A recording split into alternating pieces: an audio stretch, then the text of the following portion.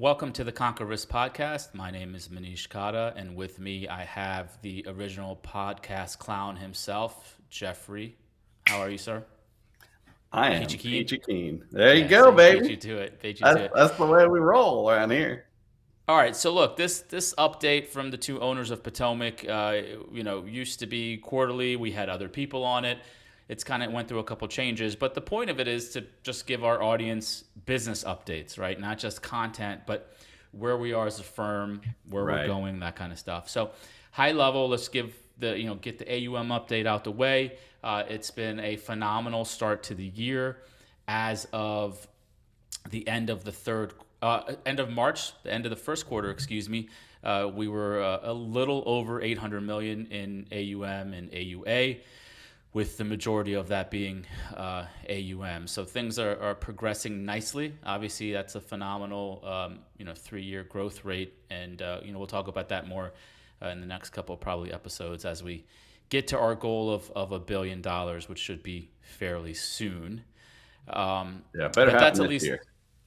yeah, it better, right? So that's that's at least where we are from that standpoint. One of the things that are coming up pretty quickly here is our affiliated mutual funds are coming up on their 3-year track record at the end Right. of June. That's a big deal for a lot of reasons. Number one being many platforms won't even look at you unless you have that 3-year number. For whatever reason, that's sort of the line in the sand in our industry before you can be accepted as an actual mutual fund manager. So let me toss it to you, because there's a lot that goes with distribution, not just for the models, but Right. also what we're excited about with the funds coming up on the 3-year. Yeah, well, I mean, first and foremost, just look at the pool of advisors that are out there in our industry. It has been a relatively unchanging ratio of about, uh, generally speaking, 40% of advisors outsource to models, and 60% like to build their own models with funds, stocks, ETFs, whatever. And so, from that standpoint, I mean, it might vary, year to year, 3 or 4%, and then it kind of swings back. And so, for us, trying to bring our risk management capabilities to the advisor world, it's really exciting now that we're going to and have been bringing it not just to the 40% pool, but the 60% pool, right? So now any advisor we talk to is essentially a candidate to really understand whether or not they are able to or need to conquer risk. So, what are the platforms that we added recently? I know, aside from the fund, just the model side of it, we added some pretty big players here in the last three to Yeah, six months. absolutely. Probably the biggest in the last few months was being added to the Altruist platform. I know we're taking some serious look at custodial situation there. Kind of interesting play, but the reality is, right, for models and distribution, Altruist is a different world. It has a different kind of advisor clientele, typically a lot more RIA only folks that have their own shop, and that's where they chose to work with. And we're excited to be really the first tactical manager on their platform. So they have lots of the American funds, Black Rocks, Vanguards, those kinds of things. But we're a different, we're definitely a different bean in the soup, so to speak. So yeah, I'm excited to be able to tell our story in that space. Yeah, and the other one that I'm pumped about is AXOS, just because it's called Mhm. AXOS now. But if you're in Yeah. this industry long enough, you remember it was the original TCA, Trust Company of America, which I remember 15 years ago, people would request us to get on that platform all the time, because it was sort of one of the original Yeah. platforms for tactical managers. And so it went through Completely. it's evolved with different owners, and it's been passed around a little bit, but now it's under that Axos brand, and we were Yeah. added to their MMX platform, Yeah, I think there's a lot of which is upgraded exciting. technology there too, and that was one of the things that I think was a struggle, years ago was just sort of how do you take that leap? And sometimes in their case, I think it took some mergers, some buy, those sorts of activities to be able to find the money to say, okay, look, we need to upgrade, and here's how we're going to do it. And Axos looks pretty cool. Yeah, Um, and then the last one before we move on here was something that we sat on for a while, which is FMAX. Any two yep. cents there? Yeah, it's it's interesting. We know some firms, some others that use FMAX, and frankly, they're going after a lot of folks. I mean, there's some activity going on there. I won't name a bunch of other names, but the reality is there's some very large firms and some that that are suddenly figuring out that maybe Fidelity's new FMAX platform would be a good one to either white label or just run as is and build there. So yeah, it is definitely something we tabled for, gosh, probably 6 months.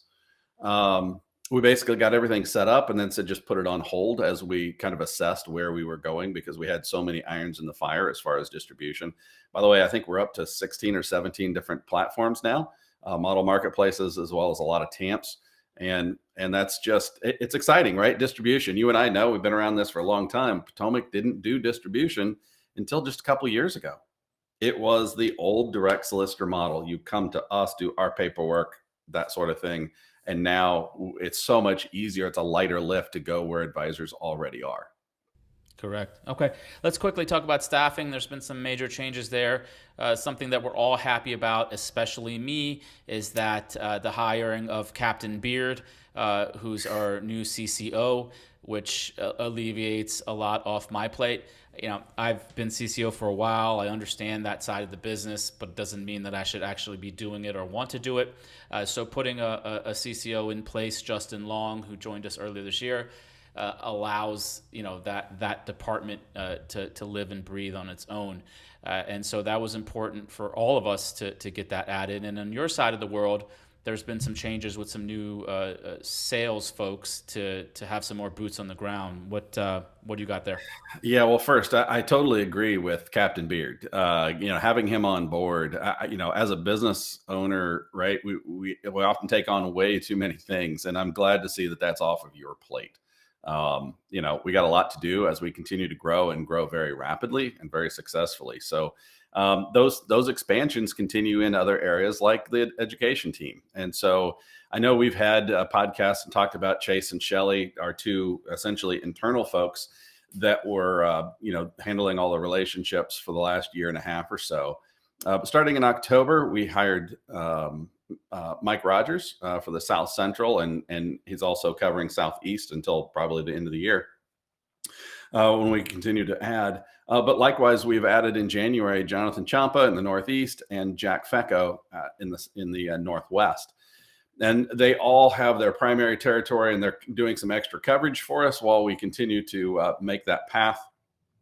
It's exciting because boots on the ground is different. We realized, I know you and I had this conversation about a year ago. It's like, wait a second, we're starting to see the difference in that there are some offices that are, whether it be because of size or it's just a different audience. They're never going to look at an email or a social media post, right, and say, hey, I think I need to look at Potomac and take them seriously.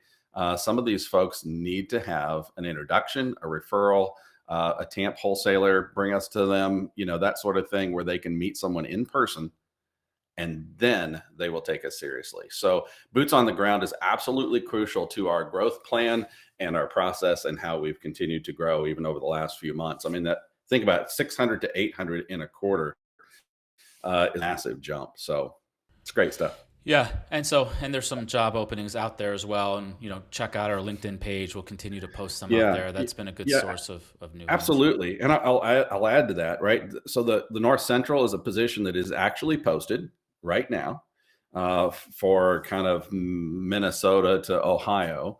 Likewise, we want to get another internal person for the Northwest and / Southwest. Kind of our goal at this point is to have 6 external people within the next 6 to 12 months and 3 internal people. So we already have 2 internals and 3 externals. So it's pretty wild. It's growth is happening, man. Got to get those boots on the ground. All right. One more thing, and we can wrap up here soon. Technology side, obviously we do have an internal TAMP. That's a big part of our business. And one of the struggles that we've had for years is trying to make technology work. We put a lot of time, effort, and money into having our own interface, and it's been going really well. We started this project of creating our own proposal system.